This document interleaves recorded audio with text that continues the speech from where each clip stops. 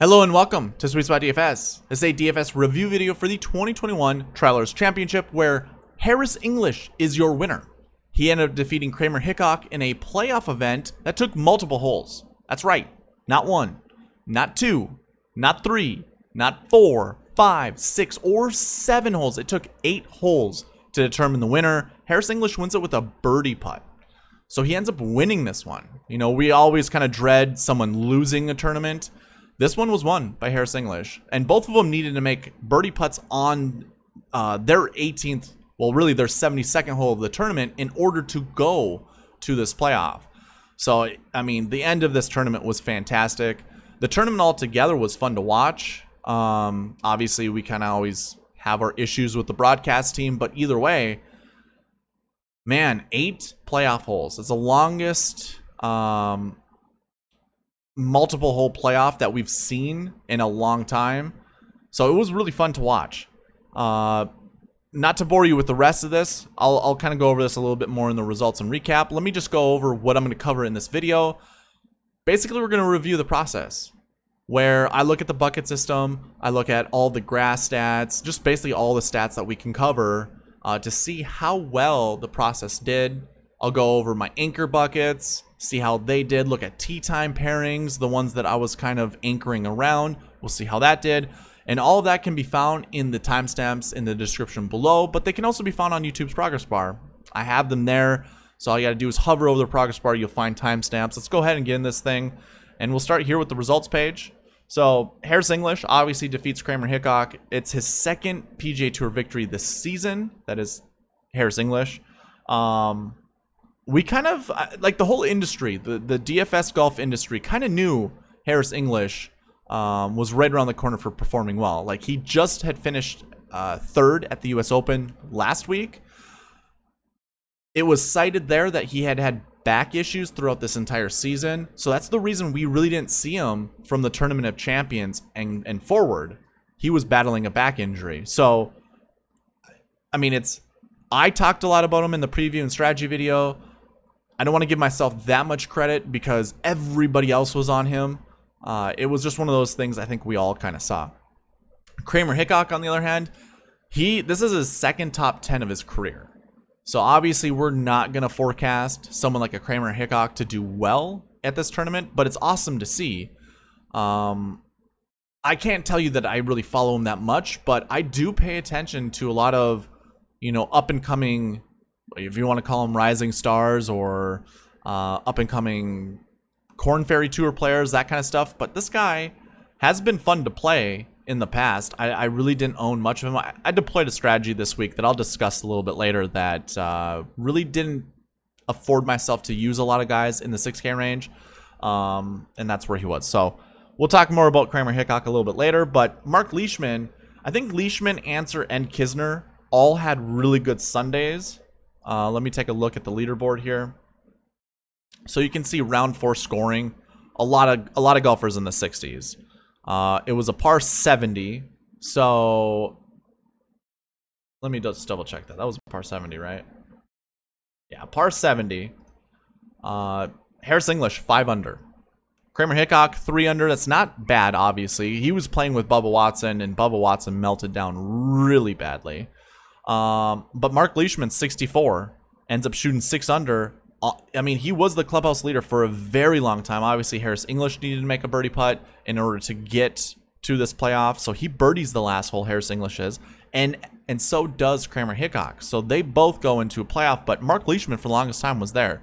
And then obviously you can see Abram Answer finishing with a 65 on Sunday. He just made the cut by 1 shot. He needed to birdie hole 18 in order to make the, on Friday that is, to make the cut. He ends up doing that. Obviously now finishes 4th, so he rose up the leaderboard pretty fast. And then we can see some of these other guys. You know, in the future, I think we're just going to do away with this page. This is good to have, but I don't necessarily think we need it. It's good to see past results, so let's just talk about that really quick. I think in the preview video what I had said, when we look at all the winners here and what their scores were, I believe I said I was thinking it was going to be somewhere between 15 to 17 under. I thought rain came into this golf course and softened it up, which I think it did, but it dries out really well. Like, it drains really well. So it's kind of was a little bit firmer than I anticipated.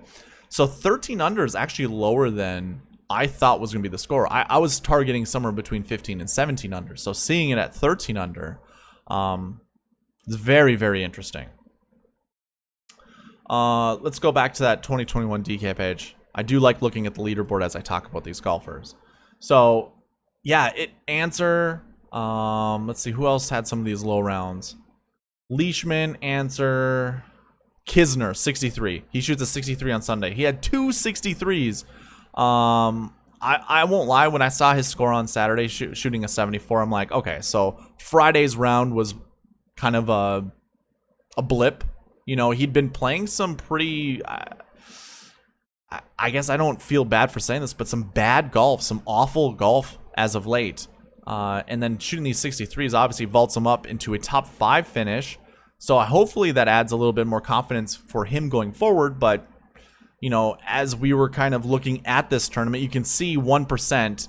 I'm taking ownership from the $3 birdie, or I can't remember what it was called. I think it was like the micro birdie. He was only 1% owned in that tournament. So obviously a lot of us were not on Kisner. 1.01%. Either way, I think that's great. I mean, that is deserved because he hadn't been playing a really good golf. There were a lot of low golfers, like 6K golfers. We had Kramer Hickok, Bryce Garnett, Bo Hosler, Sepp Straka. And Sepp Straka was actually one of those guys I talked about in the strategy video, I believe. So that would have been a pretty good 6K price, 6K golfer to use on your golf teams. I did try to play him quite a bit, so very interesting to see him up there. And Hank Lebioda. I'm sorry, I almost skipped Hank Lebioda. But we had 5 6K golfers inside the top 10. And really, if we were to look further into their stats, really had, I don't want to say no business being up there, but they had no success really leading into this event. Maybe Hank Lebioda a little bit, but like Hickok, Garnett, Hosler for sure. Bo Hosler was not, I don't think he should have been on anyone's radar, but just shows kind of how weird this week was. And a good way to even go further looking at how weird it was, we'll go ahead and review the $3 GPP winning lineup versus the optimal lineup.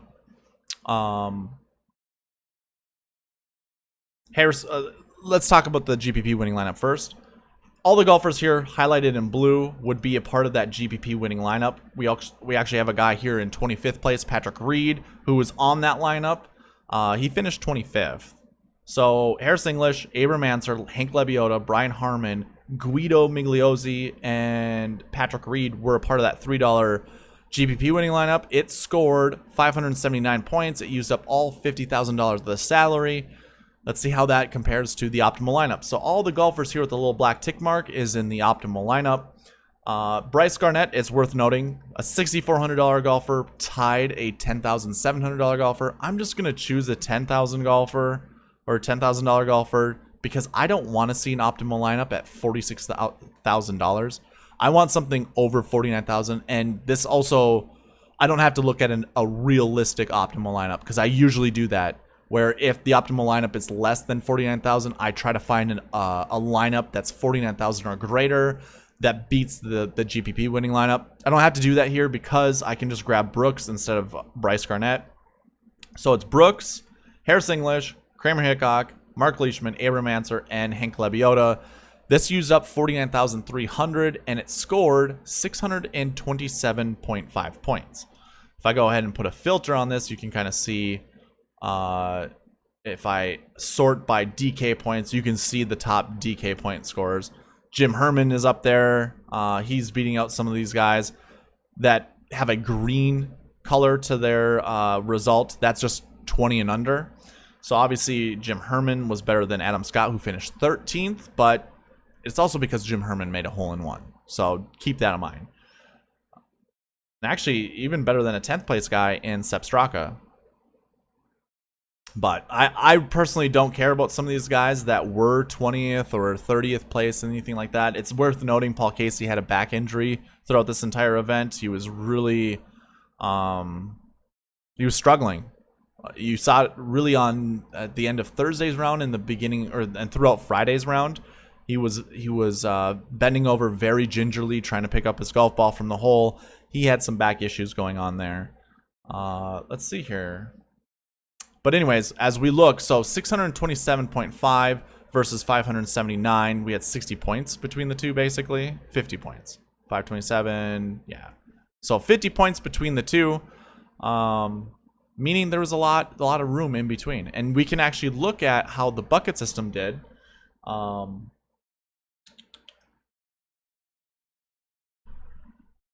little bit later. We'll try to build a bucket system lineup using all the rules that I had deployed during the strategy video to see how well it did against the $3 GPP winning lineup. Obviously, we do have our realistic optimal lineup, so we don't even have to discuss that. I want to move to the SweetSpot Score for golfers inside the top 10, and then that will get us into our tee time pairings, because that's how we talked about our tee time pairings. So let me just sort this. Guys in the top. Actually, let me remove everybody except for those that are inside the top 10 of this leaderboard. The very first thing I like to look at is... Actually, you know what? Let me sort by ranking first, just to see how many missed cuts there are versus top 10 and top 20s. You know, you can see the score over on this side. That is your top 20. I mean, this is the rank. Rank is based off the score. So you can see the top 20 rank here. We have definitely more top 10s and top 20s than we have missed cuts. Tony Finau, an extremely huge disappointment, and he's been a disappointment a lot lately. Matthew Wolff, you know, it was great to see him at the US Open finishing well, but he was someone I didn't play a lot of. I didn't trust him. Didn't care for his game. Looks like he shot a 69 in that second round, so maybe things were moving forward, or moving up. I don't trust him. I'll wait to see some good ones. You want to be ahead of the game, you know, in picking a golfer who might come back from whatever they're dealing with and finish inside the top 10 or top 20, whatever. I don't mind being late on Matthew Wolff. He's going to always be too expensive to play because of his talent. Everyone knows he's very talented. But until he gets everything sorted out and can be more consistent on tour, I'm not gonna waste $9,300 on a golfer like that. Kevin Streelman was another disappointment. Someone who has great course history at this golf course. Unfortunate to see him miss the cut, but yeah, I mean, the SweetSpot Score pretty much nailed. I mean, we have the winner. Our 9th ranked golfer is our winner. Now, if I were to sort this by position, you can see second place was my 143rd ranked golfer, which is kind of an issue. And when we look further down at the top 10, I can explain why it happened the way it did. But when we look at this, we see a lot of golfers over 100 in my ranking, which isn't good. This week, what I ended up deploying, like the strategy I deployed, was grabbing golfers. So we had 156 golfers in the field. I took half. I found the halfway point, which is 78, and use a filter to actually filter out anybody who was ranked less than or equal to 78. So that means I wouldn't have used Kramer Hickok. I would not have used Hank Lebioda or Bryce Garnett or Beau Hossler. I would have removed 4 golfers from this field. Now, that's okay. We could probably create a lineup, you know, removing these golfers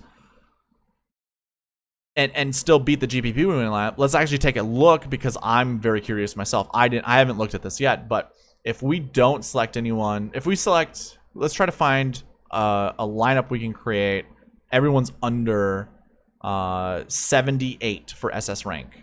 So Sepp Straka we're going to have to use no matter what, because he's $6,500. If you recall in the strategy video and preview video, I called Jason Day he who shall not be named, because I just don't trust him. I would not want to play him. So I'm going to try to skip him. I'm not sure if I'm going to be able to get away with it. But Kevin Kisner is here. We can go ahead and select him. Mark Leishman is a guy we can select. We can also select Abram Answer. We have $39,000. So we have $11,000 we can use. Boom. There we go. We can make a lineup with all of the SweetSpot scores under 78. So that's awesome. Let's take a look at what their points scored was and see if we can beat that GPP winning lineup. 598.5. I believe that beats it off of memory. So 598. The optimal lineup scored 627. And yes, it beats that GPP winning lineup. So we could have made some money if we could have gotten on these golfers. Now, the big thing on top of this, I don't want to look at Time Pairings yet. I want to look at the bucket score or the bucket system. Let's review the bucket system. I'm going to open this up to everybody. Here's the first thing I'm going to do. I already have this. I already have a filter on this. We started here. These were our anchor buckets. Last year 1, last week 1, course history 2, recent form 1, recent form 3, salary 2, salary 1, strokes gained 3, strokes gained 4. We don't really talk about these right here because I think when we build lineups, it's probably better to look at these. But let's go ahead and look at all of these and see if it worked out. So my bare minimum is right here. We're selecting golfers based off of what value we see in here. So when we look at last year 1s, so let's go ahead and do something like this. I want to find at least 1. On the flip side of that, what's the most I want to see? Well, I'm projecting 2.18. I think this is what I'm going to use as my max. But you can see what the max is for top 10 finishes in this column, and you can see what the max is in top 5 finishes here. So we can see somewhere between 1 to 3, but I'm projecting 2. So let's say 1 to 2. We want to make sure we find at least 1, but let's see if we can find 2 last year 1s. So I'm just going to look at top 10 because that's obviously what the bucket system looks at. We're only looking at top 10 finishers. Last year 1s, we've got 2 already, right at the top of the leaderboard. Harris English, Kramer Hickok, but we also have Brooks Koepka, so there's 3, and that's it. We have a max of 3. If we come back to the summary, that matches our top 5 frequency of 3, and guess what? We had 3 again inside the top 5. So not only was it top 10 where there were 3, we projected 2, so it was a little bit above that. So everything looks good there with last year 1s. Let's go ahead and take a look at last week 1s. These are golfers who did not play. I should have mentioned that. Last year 1s were golfers who hadn't played this tournament last year. Last week 1s, golfers who didn't play last week at the US Open. Let's take a look at how many there were. I wanted to find at least 2. Inside that top 5 frequency, there's 4 for maximum. And I'm projecting 6. 6. That's crazy. 6. But we can have a max of 7. But let's go ahead and take a look. Last week 1s, Kramer Hickok. Boom. There's 1 there. Nobody else. Oh, no. Hank Lebioda and Bryce Garnett finish off the top 5s. So we wanted a minimum. We wanted at least 2, but a max of 4 inside the top 5. We only have 3. But then we can add the other guys here in the top 10. That makes 6. We have 6 golfers inside the top 10 with the last week bucket score of 1. That projected amount smashed. We smashed it. 6.14. That's insane. Like 6 is such a high score. But on the flip side of that, we had 101 golfers in that bucket this year. We usually see around 98. So having that projected score of 6, maybe not that crazy. So we can settle down a little bit. So that one hits 2. How about course history 2s? We are looking for a minimum of 1. Really a max of 4 inside the top 5. I'm projecting 3, or I had projected 3. Let's see if we can find that. So we want to at least find 1. Course history 2s. We do find 1. We find a second one inside the top 5. We see a third, a fourth. So we have 4 of them inside the top 5. That's what our max was. It was 4. We are projecting 3, so both of those hit. We end up with 5 total from that bucket. So if we were to go ahead and look, obviously top 5 frequencies, 4 was the max, 5 was the max for top 10 frequencies. So how I usually do this is my minimum. Top 5s are my minimum. My maximums are from the top 10s. And hopefully you guys have been with me long enough to understand what this whole table is. So anyways, those hit. So we have last year 1s hit, last week 1s hit. It's okay. Let's rewind. Last year ones hit. Last week ones hit. And now course history 2s, which were that 40 to 60 range, that hit. Let's look at recent form 1s. That's that 40 to 60 range. Over the last 8 weeks, their average finishing position was between 40 and 60. That's what that means. Minimum is 1. We are projecting 5, and the max for top 10s are 6. So let's go ahead and see what we find for recent form 1s. We have 1, 2, 3 inside the top 5. I think that's all that there is, right? Recent form 1s. Minimum was 1. Max inside the top 5 is 3. That actually hits, correct? Yes. And then we had a projected amount of 5 and a max of 6. I'm getting the craziest deja vu here. This must have happened at a previous tournament. I can't remember what it is, but ended up not working out for us. Yeah, the projected amount didn't work, but obviously the minimum did. And those were all inside the top 5. So that all worked out. And I think if I open this up to 13th place, we're going to see those additional golfers. Unfortunately, I lost all of my work. Darn it. I can just go ahead and highlight all the ones, I believe.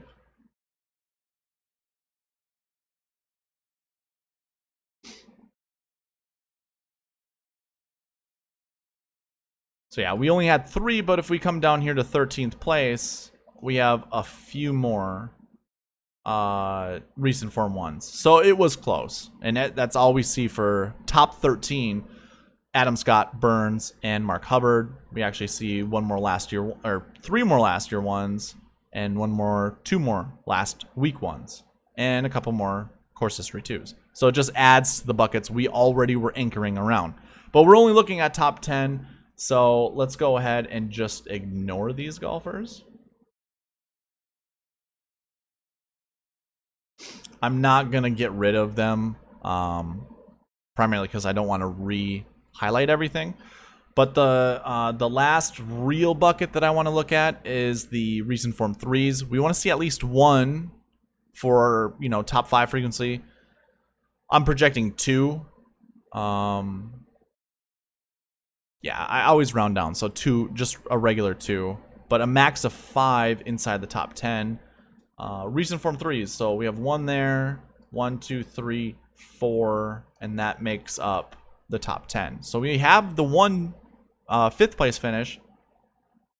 Actually, we have 2 5th place finishes, and then 5 total, which means our projected 2.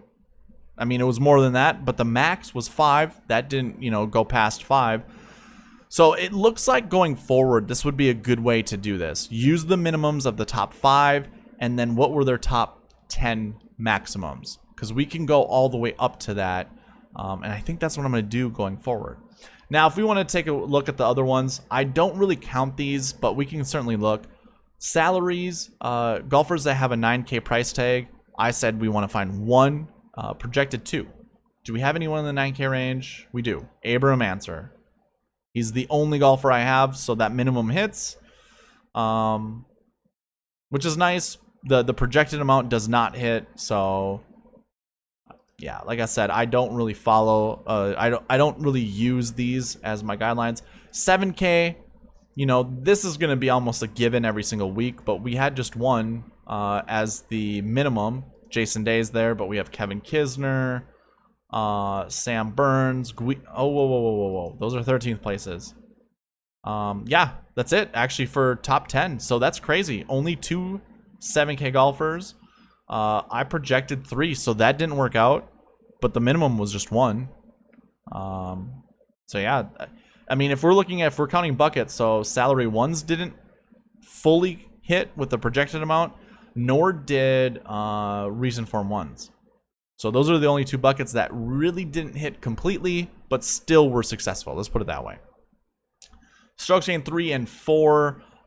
I only have 2 years of data for strokes gained stats. I don't anticipate this being completely accurate, so I had 3 for strokes gained 3s. for the minimum, and then 1 strokes gained 4. Let's take a look. So I have my strokes gained bucket over here. Now I can remove the 13th place. So we're looking for 1, 2. We were looking for 3 strokes gained 3s. We don't see that, but we have a bunch of strokes gained 4s. We have 4 of them. As you can see, we see no strokes gained 5s or strokes gained 6s inside the top 10. Those are all negative off the tee and negative putting. You know, this tournament was, or the top 10 was dominated by golfers that had good off the tee. And when they didn't have good off the tee, they had good putting stats. So hopefully you guys know what each of these bucket numbers are, what they reflect. I don't think I really want to go through it. It's kind of a longer explanation, but like I said, we didn't see 5 or 6s, meaning you either needed positive off the tee or you needed positive putting in order to do well here. I'm going to open this back up because we're going to kind of go backwards how I usually do this. And we're going to look at tee time pairings. So my tee time anchors that I ended up doing, first of all, I can order by game.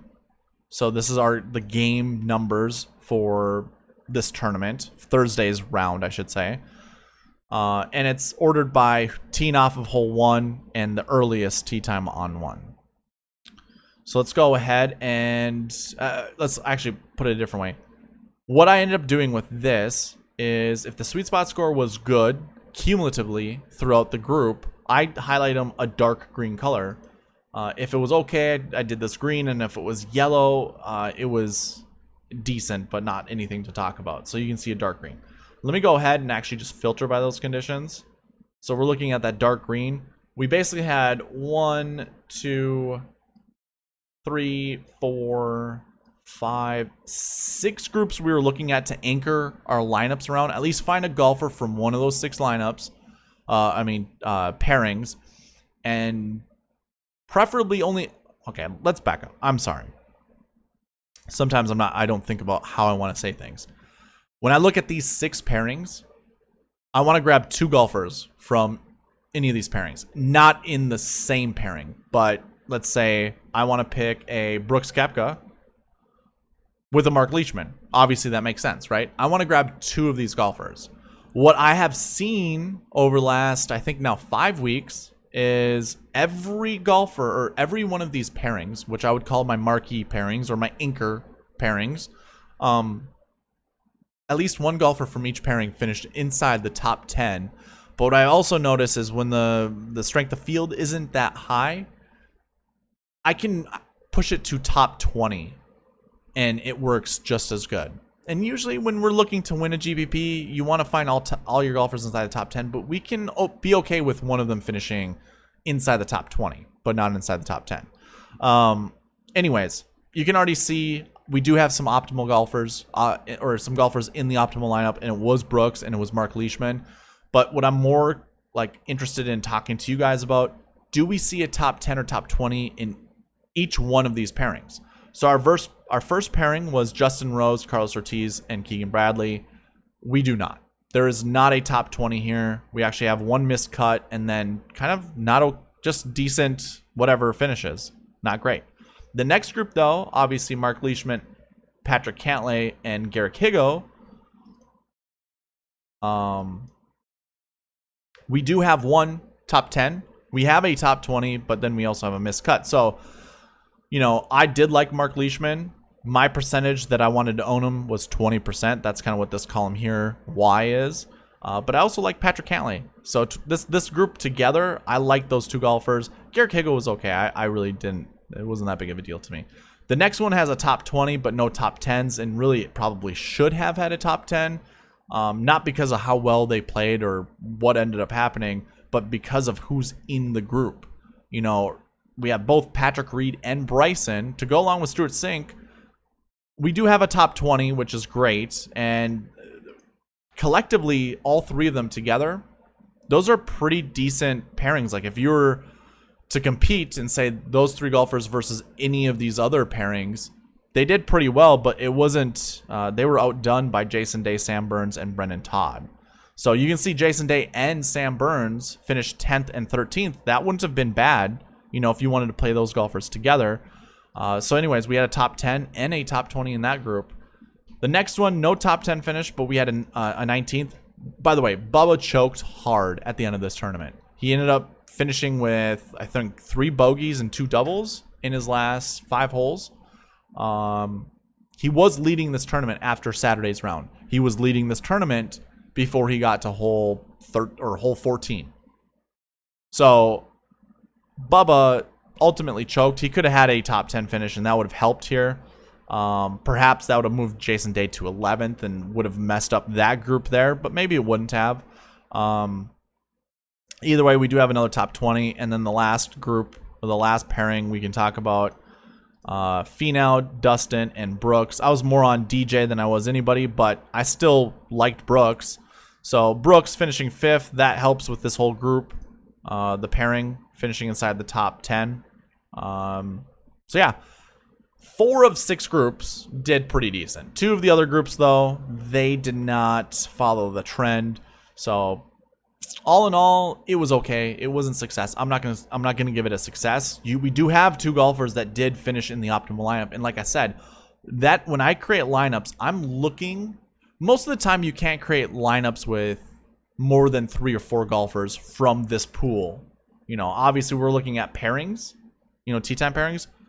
But altogether, if we want to call this a pool of anchor lineups, really you can't ever like roster more than 3 guys together. I mean, this week probably with the low price tags, but I mean, I'm grabbing one of my 10K golfers from here almost any given time. Like, you also couldn't have really been that bad if you went Reed or DeChambeau, Brooks. DJ unfortunately didn't play the greatest, but it wasn't terrible. You know, my 10K golfers, or our 10K golfers, did well. Even Patrick Cantlay. All of them did well in these marquee pairings. So anchoring your lineup there and then going to the next one you like would have been the best way. You know, I played a lot of Keegan, but then there was Mark Leishman. I did like Mark Leishman. And obviously Bubba was up here too. So it wouldn't have been a bad... we could have easily gotten to a lineup that started with those 2 and then hopefully went to other golfers in the optimal lineup. But yeah, I still like this. I still like starting here, thinking about who I want to team my golfers up with. And I think that's what I'm going to continue to do going forward. I guess, you know, we did look at our anchor buckets. Do I want to look at every bucket? Let's see here. If I open this up to everything. I don't think so. I guess what I can do is anything greater than or equal to 1. We obviously talked about our anchor pairings, so we don't have to talk about anybody else but the ones that show 0 here. Yeah, we can do this. So last year 2, I was projecting 1, so we can take a look to see if... You know what? I actually noticed something here with the top 10s.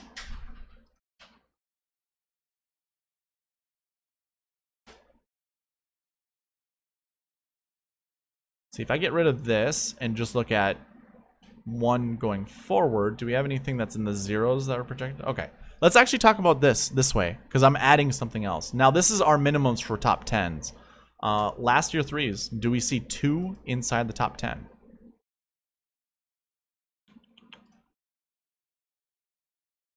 Let me remove some of these filters. Let's just sort. And let me get rid of some of this riffraff, because sometimes it's hard to follow if we have more on the screen than what we need. Okay.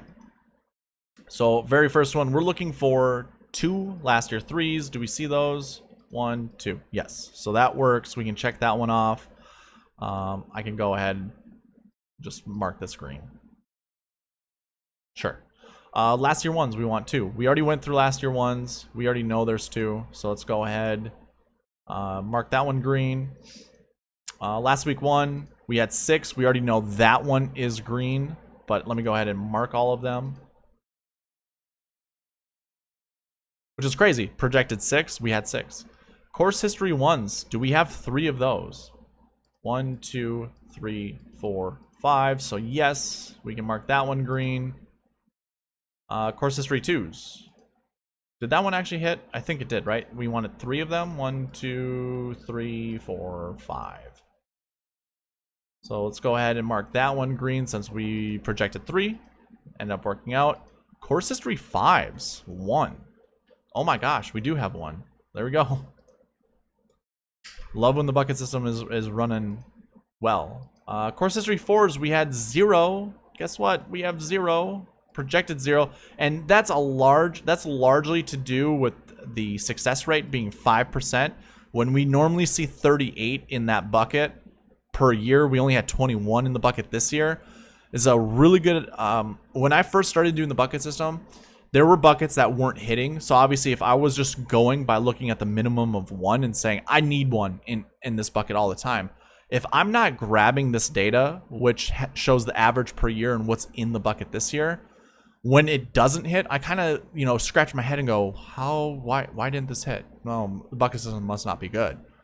Now I have a way to kind of project, we can find disappointments a little bit easier, or we can project like, okay, although we've seen 1, chances are pretty high we're not going to see any because of how many are in that bucket this year. Now it also depends on kind of the quality of golfer in that bucket. So yeah, that was one we didn't expect to hit, and I believe the recent form 1s, or I shouldn't say didn't hit. We anticipated that one wasn't one to even worry about. So recent form 1s, I think this is one that did not hit. 1, 2, 3. Yeah, so we projected 5. Although our minimums for, I guess, how do you feel? Do you think this actually succeeded? Again, the projection is looking at the success rate multiplied into the bucket, the golfers that are in the bucket for this year. So that's why we get this 5.69. But if we're looking at just our minimums, we have 2 and 1. We end up getting 3. So I think that's a success. Let's go ahead and just mark it as a success. I don't mind doing that. But you guys can chime in the comment section whether or not it should be or not. Recent form 3s hit. I'll just show you guys that it did. Recent form 3, 1, 2, 3, 4, 5. Salary in the 9K range. We only had 1, so this one did not hit. And I'm just gonna make this more of a light red. 7K, we asked for 3. I believe we only had 2. 1, 2. So that one did not hit as well. 2 was my minimum for top 10, and 1 was my minimum for top 10 also for 9K. So they actually, again, using the same logic I did for that other bucket. So the projections are off, and it's probably more on me trying to figure out how to improve the projections. But yeah, 1 and 2, I think that's fine. Strokes gained 1, we wanted at least 1. That one we know hit. I was projecting 0.5. I was projecting 6 strokes gained 3s. We know that one didn't hit. It didn't even hit the minimum, nor did it top 5. Let me just actually take a look at that. Strokes gained 3, 1, 2. We only have 2. So yeah, those did not hit. Strokes gained 4, we were looking for 3. That did hit though. So I'm gonna go ahead and mark that good there. And obviously we were projecting 0 for this. That one hit. So yeah, it's a little mix of looking at the minimums as well as the maximums, but I feel like maybe as long as this number is greater than any of the minimums, that's probably the really good way to say, hey, we want to grab golfers from this. With that being said, we had 4 as a minimum here and a projected at 6. We didn't have 4. So, and strokes gained, I only have 2 years of data. So that, to me, I guess that makes sense that it's just not going to hit the way we want it to. Yeah, top 5 frequencies 3. Is that even true? I got to take a look at this. So that summary page pulls from this buckets page. And when I take a look at, the totals that we have, if I'm looking for top 5, I guess we've had 3 each year, 2020 and 2019 inside the top 5. This is just going to change to 1, I believe. Yeah, 1 top 5, 1 top 10. So yeah, that's going to be good going forward. At least we now know that. Yeah, with 2 years of data, it's difficult to determine that kind of thing. I'm not going to dwell on this any longer. That's totally fine. I think that's okay. It's so weird. 11%. Oh, I get it. I understand what my score. It's adding 3. So maybe that's where we don't add 3.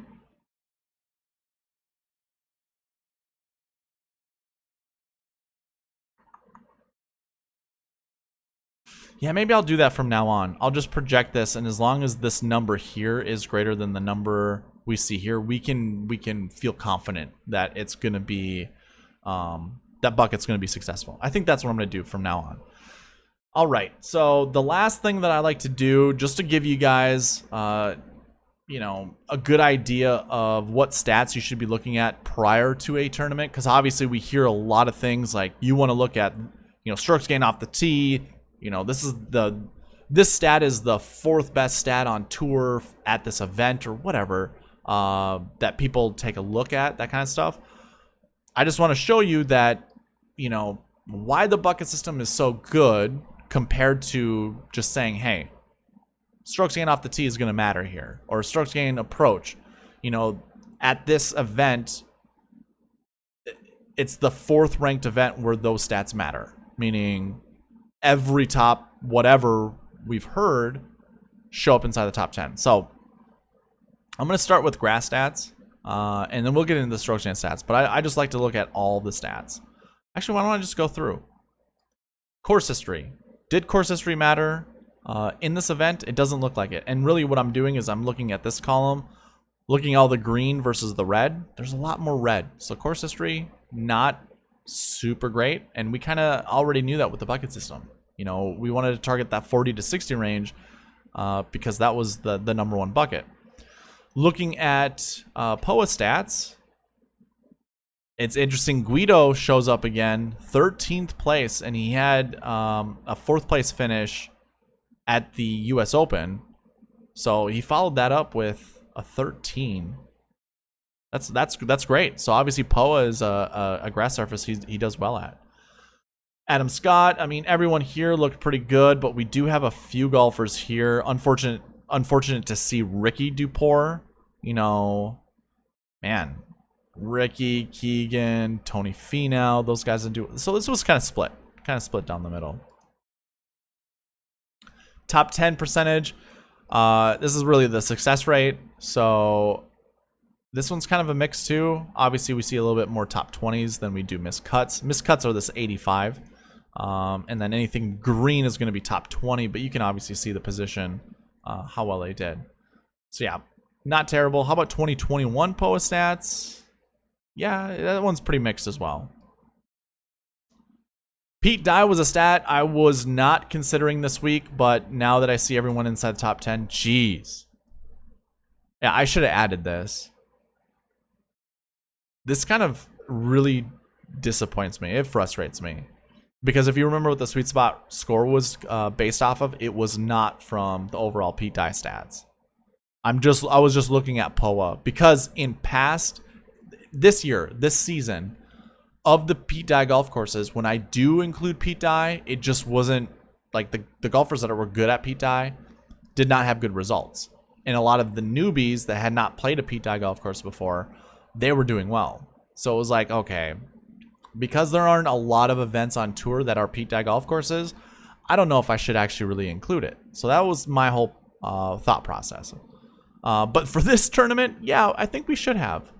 Looking at the top 10 success rate at Pete Dye golf courses, pretty much the same. More top 10s and top 5s than there were missed cuts. How about 2021 Pete Dye?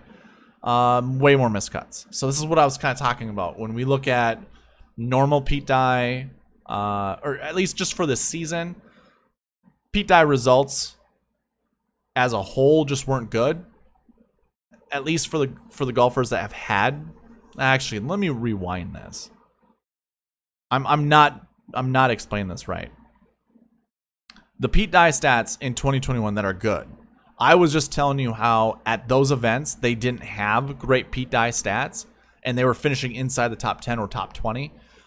That kind of goes in line with this tournament. You see how many more missed cuts there are than there are top 10s, top 5s, but we do see a bunch of top 5s, so we can't really ignore it completely. But yeah, I don't know. Maybe the Travelers is just kind of on its own, you know, when it comes to Pete Dye stats. This is definitely a tournament we do look at Pete Dye. So I'll have to remember that going forward. Let's take a look here. How about recent form average? Looking at the last 8 weeks, oh my gosh, look at the recent form here. So many more top 20s and top 10s. So yeah, that looked well. That looked great. I think DK average would probably be the same thing. Nope, more missed cuts. Scoring average, we want to go the other way. Yeah. All right, let's go ahead and get into the strokes gain stats. So this is season long. How about those with great tee to green stats? Yeah, it's pretty mixed. How about off the tee stats? Yeah, your top guys did well, and then some of these guys in the middle pack did not. So it's kind of 50-50. Approach stats, that's about 50-50 as well. But unfortunately, way more missed cuts that we aren't comfortable with, like Bradley and Grillo, Finau, Struman. Those are all names that I know most of us played that did not do well. So approach, not really the greatest. Around the green, didn't really matter. That way more missed cuts than we see top 20s. And then putting wasn't actually a bad stat. That's crazy. So these are your season-long stats, and really all I'm doing is sorting from top to bottom. We're looking at our top 20 golfers in the field for those stats, and then kind of comparing what their result was at this tournament for this year. And really, there wasn't a stat that really stuck out. We can look at some of this other miscellaneous stats. Driving distance, I'm just going to go cruising through this. That didn't matter. Driving accuracy. Actually, that wasn't bad. Especially when Abraham Ancer's at the top here. We know he drives the ball accurately, but good drive percentage didn't matter outside of Abraham Ancer and Bryce Garnett. Green and reg. All of our good green and red golfers. Top guys didn't do well, but somewhere in the middle of the pack there from, you know, rank 9 to 20 looked pretty decent. Proximity, that wasn't a stat that really cared. How about one putt percentage? That didn't really care. Didn't matter. From 5 to 10 feet, nope. From 10 to 15 feet, nope. How about bogey avoidance? Yeah, that wasn't terrible. Do we think this is a tough golf course where we want to avoid bogey more than we want birdie? How about birdie or better? Yeah, birdie or better looks pretty good. And that kind of rounds out the miscellaneous stats. So all in all, I mean, the bucket system hit well. Obviously, when we look at something like this, one bucket didn't really do well for us, but the rest of them did. And that's kind of, these were basically our anchor buckets. So I'm going to clear this so I don't have to see it next time I go into it. But yeah, that one was well. Like, it did great. The bucket system, to me, usually, I shouldn't say usually, it does well almost every single tournament. If I were to put a percentage on it, I'd say it's like 90-95% correct each week, especially when we look at our minimums and our projections. So the strategy that I had deployed this week had a lot to do with, I looked at all of the anchor buckets that I talked about in the strategy video, and I just kind of handpicked my favorite golfers from each of them. There was criteria that went with it. I picked 0 golfers that had 0% POA grass stats. So if we go to the 2021 DK page, you know, I do this in the strategy videos all the time. So if I were to actually sort this by top to bottom, I'm looking at this stat here, the top 10 POA percentage. It's really just your top 10 success rate. If this is at 0%, I ignore them. So obviously I missed out on 3 guys inside the top 5. And that's okay to me. But some of these other ones that are like 3.3%, I really skipped out on Abraham Ancer. Like, I felt like this was a good time to fade him. I'm not a huge ownership guy. I don't care what the rest of the public does. The bucket system doesn't matter. Neither does the optimal lineup. The optimal lineup doesn't matter. It doesn't care about what the public does for ownership. I mean, if we're all looking at the bucket system, we're probably picking, you know, golfers like Abram Answer pretty highly. So, you know, if we get 5, let's put it this way, if we're all trying to get the optimal lineup and we found a really good way to do so, we might have 5 golfers in as the same, but that 6 golfer is really going to make the difference. And usually that 6 golfer is a wild card in the 6K range. So long story short, let me come back now. I usually skip these 0%. And I kind of skip the 3s, anything under 5, which means I would have missed out on Abram Answer. And obviously you see he wasn't in my pool of golfers up here. But when I look at even 6K golfers, so now I'm going to skip forward a little bit. Each one of these golfers here is 7K and above. I didn't grab any of the 6K golfers. You can see who some of my 6K golfers I liked were right here. And then from there, all I did was kind of just filled in. Like I picked in all of my lineups some combination of 5 golfers with these golfers here. And really, like, if doing that, this bucket here of the golfers I chose didn't do well. Obviously, this bucket did well, had 6 golfers inside the top 10. Look at all the bad ones I picked. The red means they missed a cut. The fill color, when it's red, missed the cut. The actual font color that was red made the cut. And then this green is top 5 finishes. So let me actually do that with Brooks here. Those were our top 5 finishes. And really, it was top 10 finishes. Just double checking here. Yeah, so the group of golfers I chose, not good. So personally, I did not do well this week. And that's kind of my detriment, because choosing golfers based off of this, probably not the best. It's a good way to really lower the amount of golfers in your pool, but also not the greatest way of building lineups. Let's see. What do I want to... Anything else to discuss? No. I just wanted to tell you what my process was. This obviously didn't work out well, and all my lineups are here below that I end up creating. I didn't mind who I anchored my lineups with. Like when I started, Paul Casey, Scotty Scheffler, Dustin Johnson, Reed, Cantlay, Brooks Koepka. Those are all golfers I don't mind whatsoever. This was my my placeholder lineup. Obviously, Keegan, Francesco missed the cut, but I did have Harris English, Answer, and Guido, so that's nuts. This is my eye test lineup all the time. This is, you know, this is my placeholder for all the contests I create, or not create, that I join. And then from there, I'll download it from DraftKings, the Excel sheet, and then I copy and paste everything underneath this. But I always play my placeholder lineup. Again, it's my eye test. Obviously, Bradley and Molinari didn't do well, but I had the winner, Harris English, which is crazy. I should actually go look to see how this lineup did with only really 2 golfers, well, 3 golfers that finished top 13. Oh, man. I should have just started here and then built lineups, you know, like kind of do a cascade method or something. Anyways, I think that's all that I have for you guys. I don't have anything else to bring up or talk about. So thank you guys for watching. Please leave a like, comment, subscribe, all that good stuff. And I'll see you in the next one. All right, bye.